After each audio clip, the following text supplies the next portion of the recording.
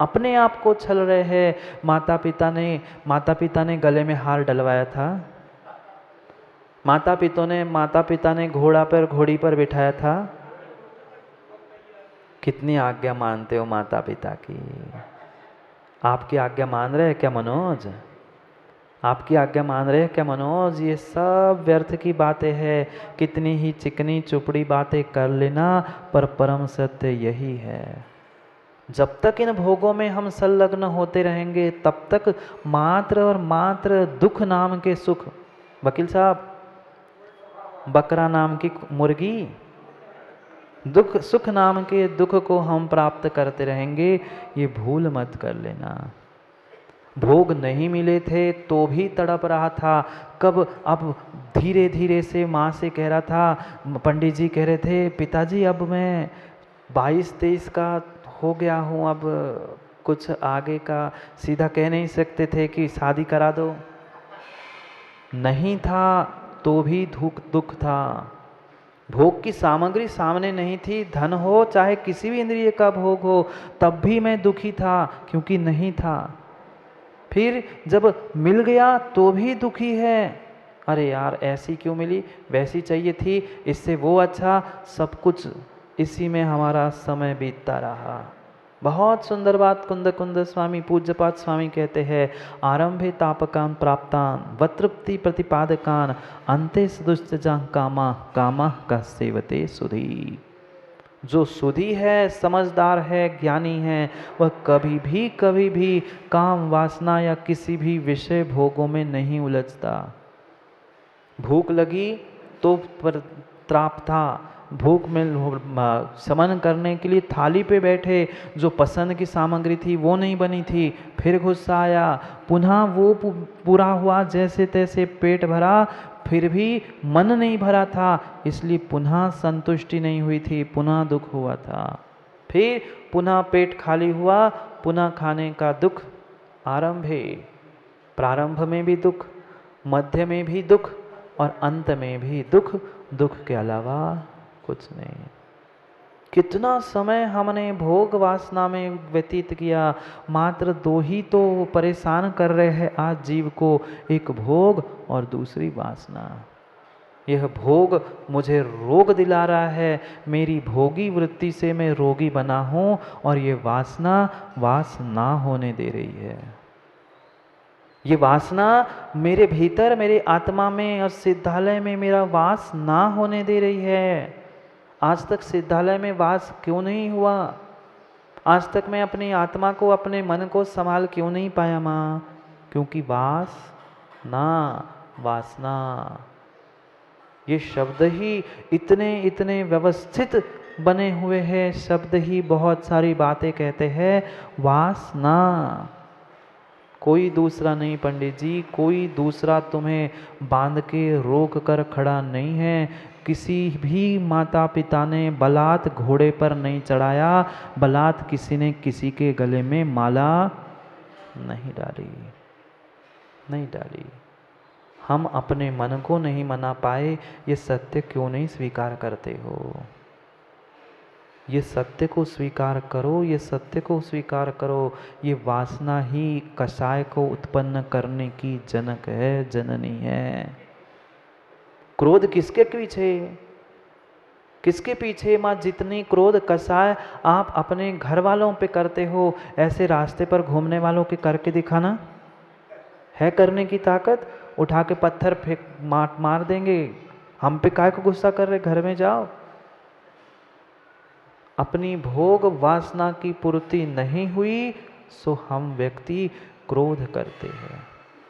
वे वासना और भोग कैसे इन कषायों के जनक है और कैसे इस चक्कर में हम फंसे हैं, समझना। मान भी, माया भी और लोभ भी मात्र और मात्र वासना और भोगों से ही प्राप्त हुआ है। किस लिए की मायाचारी किस लिए की? झूठ किस लिए बोला? मन में कुछ रख के कुछ अलग क्यों बताया? यह पंडित जी साफ साफ हमारी मायाचार्य चंद्रे जी की माता पिता ने शादी कर दी। दम थी क्या इनके करने थे? अगर इनके माता पिता ने क्या नहीं मनाया था? पूछो ना।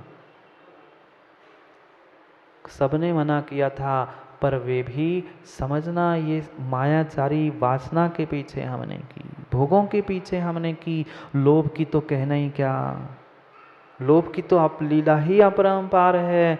इतना इतना इतना धन संपत्ति हमारे पास है, एक नहीं दो नहीं चंद्र जी, 7 पीढ़ियां भी बिना कमाए खाएगी तो धन हमारे पास रखा है, पर फिर भी नहीं छूट रही है आकांक्षा, नहीं छूट रही है इच्छा, नहीं छूट पा रही है भीतर की चाह।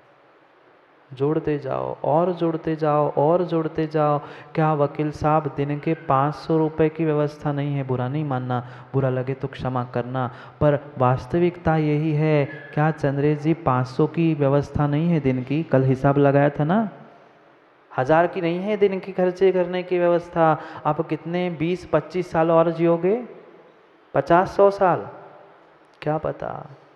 उतने पूरे वर्षों की स्वयं की क्या आने वाली पूरी पीढ़ियों की व्यवस्था है, पर फिर भी जीव नहीं समझ रहा है। सुबह नहीं, शाम नहीं, रात नहीं, दिन भर रात भर मात्र पैसे कमाने के पीछे।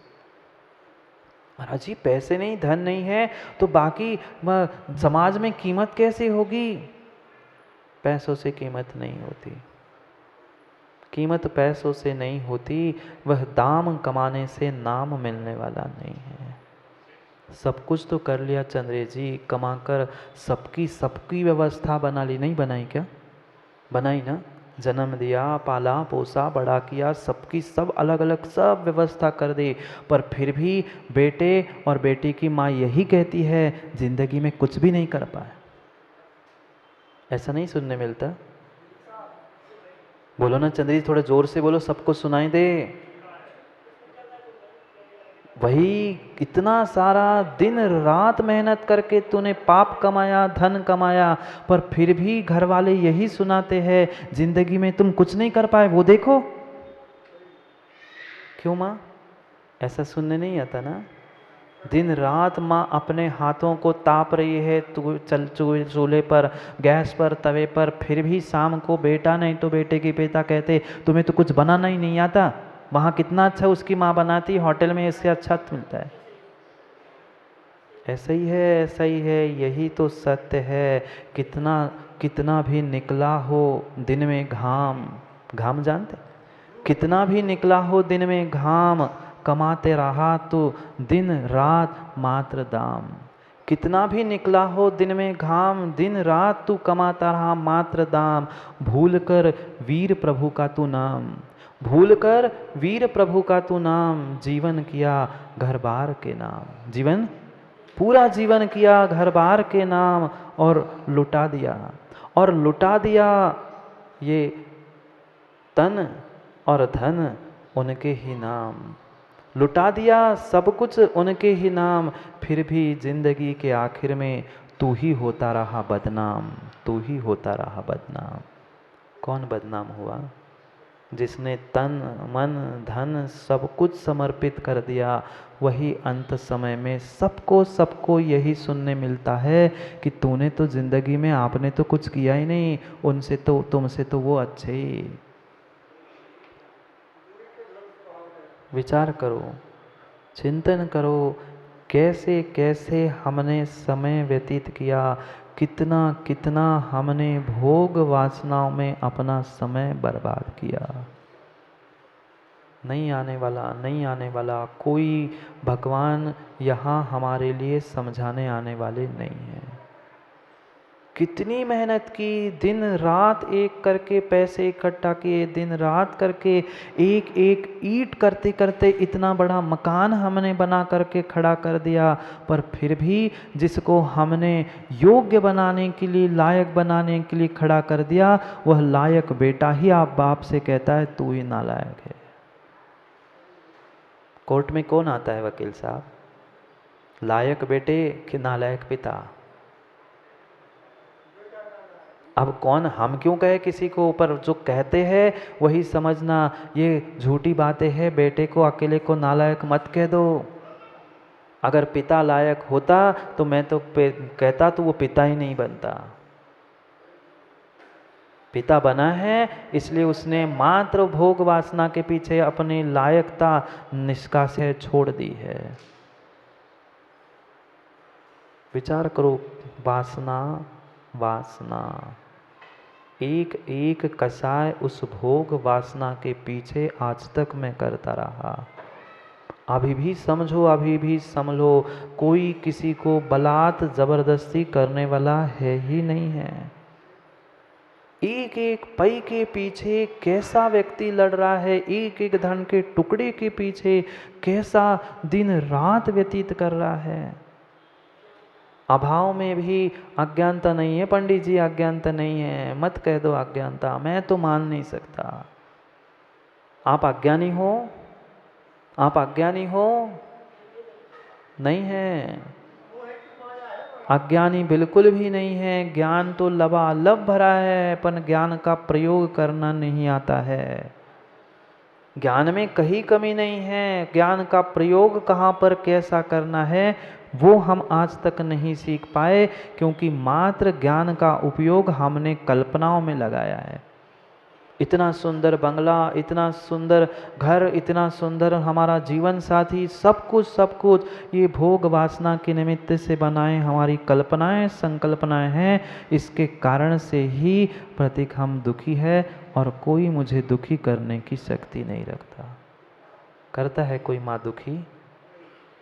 हमारी स्वयं की कल्पनाएं, हमारे भोग, हमारी वासना और हमारी स्वयं की भूल हमें परेशान कर रही, और कोई नहीं। कब तक करेंगे कल्पनाओं की अनुभूति का आनंद लूटते रहोगे? कब तक स्वप्न में लड्डू खाते रहोगे? कब तक कल्पनाओं की खुशियों को बटोरते रहोगे? वह मात्र कल्पनाओं की, स्वप्न की खुशियां तब तक है जब तक तुमने आंख बंद करके रखी है। जैसे ही खुल गई आंख, गए सपने। ऐसी स्थिति है, ऐसी स्थिति है वकील साहब। आंख खुल गई, सपने गए। आंख खुल गई, सपने गए, आंख बंद हो गई। आंख बंद हो गई हमेशा के लिए। आंख खुल गई तो सपने गए, आंख बंद हो गई, अपने गए, सांस बंद हो गई, दफना दिए गए। यही जिंदगी का सत्य है। जो सपने देख रहा था, जब तक आंख बंद है तब तक सपने दिखता है, और जैसे ही आंख खुलती है सपने चले गए। और जैसे ही आंख हमेशा के लिए लकी भाई बंद हो गई, अपने चले गए। आंख बंद हुई, अपने चले गए, और जो चल रही थी तेरी सांस, सासू माँ नहीं, श्वास, जैसे ही ये श्वास चली गई, वह जीते जी तुम्हें दफना दिए। वो जो दफनाने वाले को है नहीं, वे थोड़ी मरे थे, वे तो जीते जी आपको दफना रहे थे। सोचो कहाँ उलझे है मेरा भाई, मेरा बेटा, मेरी पत्नी, मेरा बैरी, मेरा ये, कब तक मेरा मेरा करते रहोगे? कोई साथ देने वाला नहीं है, नहीं आने वाला, कोई साथ जाने वाला नहीं है। कितनी कितनी भोग वासना के प्रति हमारा रुझान है, कितना लोभ हमें सताता है। एक चवन्नी अठन्नी 1 इंच भूमि के पीछे हम लड़ने मारने तो तैयार है। हाँ ऐसा ही है, नहीं है? बचपन में जो एक दूसरे से एक थाली में भोजन करने वाले, दूसरों को देखकर दूसरे को दिखाने के लिए, मार मिटने के लिए तैयार थे, वही अब एक दूसरे को मारने मिटाने के लिए तैयार है। सगे कह दो, किस बात के सगे? किस बात के सगे? कोई दूसरा नहीं आएगा, कोई दूसरा नहीं आएगा। ये महाभारत क्यों हुआ? महाभारत क्यों हुआ? कोई अन्य अन्य थे? कोई नहीं था, कोई भिन्न अन्य नहीं था। एक ही घर के भाई थे। क्या मांगा था? बहुत कुछ मांगा था, बहुत कुछ मांगा था। मात्र 5 गांव मांगे थे, पर लड़ने के लिए खड़े हो गए थे। नहीं चाहिए तो छीन के लड़के ले लो, मैं देने वाला नहीं हूँ, मेरा सो मेरा, तेरा भी मेरा। मेरा तो मेरा है ही, पर तेरा भी मैं अपना ही रखने वाला हूँ। मेरा तेरा कब तक करते रहेंगे, कब तक लड़ते रहेंगे? सत्य को समझो, सत्य को समझो। रिश्ता तो भाई भाई का वकील साहब, रिश्ता तो भाई भाई का, पर हिसाब मात्र पाई पाई का। नहीं आते आपके कोर्ट में, कचहरी में? रिश्ता बिल्कुल सगे भाई भाई का, पर हिसाब एक पाई पाई का। इधर का एक पाई इधर हो गया तो फिर पता चलता है उसको बड़े को ज़्यादा दे दिया। चंद्री जी मुझे तो चवन्नी कम मिली, आप वही चले जाओ, यहाँ क्यों आते भोजन करने के लिए? विचार कर लो, विचार कर लो। यही वास्तविकता है संसार की, संसार अनुप्रेक्षा की। और इसी को कुंद कुंद स्वामी 31 नंबर की गाथा में हमें समझा रहे हैं।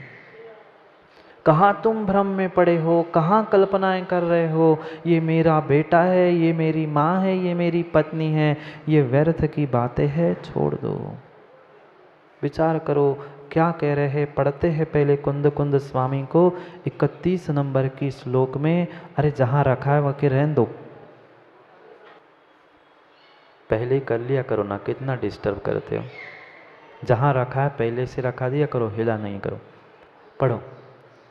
मम पुत्रम मम भज्जा मम धन धन्नो तितिव कंखाए चयूण धम्म बुद्धिम पच्छा परिहरद दीह संसारे। दीह संसारे, दीर्घ संसार में परिहरदी। दीर्घ संसार में, आज मात्र संसार नहीं कह रहे हैं, दीर्घ संसार में किसके पीछे? चयूण धम्म बुद्धिम, धर्म बुद्धि को छोड़कर पाप बुद्धि से जीव मात्र और मात्र तीव्र आकांक्षा लेकर वासनाओं में जी रहा है, भोगों में जी रहा है, कल्पनाओं में जी रहा है। आज नहीं तो कल का दिन अच्छा आएगा, कल का नहीं परसों का आएगा, पर आज तक के 65, 55, 60 जितने वर्ष बीत गए उसमें से कौन सा दिन अच्छा आया? इसी आशा पे हम जीते रहे, इन्हीं कल्पनाओं में जीते रहे, कल तो होगा अच्छा, पर कल कभी आता नहीं है और कल कभी अच्छा होता नहीं है। कितना बड़ा भ्रम और कितनी बड़ी कल्पनाएं हमारे भीतर है। ये कल्पना छूट जाए तो कल्पकाल छूट जाए। कल्पकाल, उपसर्पणी अवसर्पणी का ये कल्पकाल अगर छूटना है तो मेरे भीतर की कल्पना, कल्पकाल ना, कल्प ना, कल्प यानी कल्पना ही, उस कल्पना का निवारण कर दो, ये कल्पकाल से छुटकारा अवश्य ही मिल जाएगा। पर हमारी कल्पना ही नहीं छूटती ना। सबसे बड़ी यही समस्या है कि नहीं, ये जो कुछ भी है हम उसको अपना मान रहे हैं, मैं उसका हूँ और वो मेरे है। क्यों व्यर्थ का कर्तृत्व लेके बैठे हो?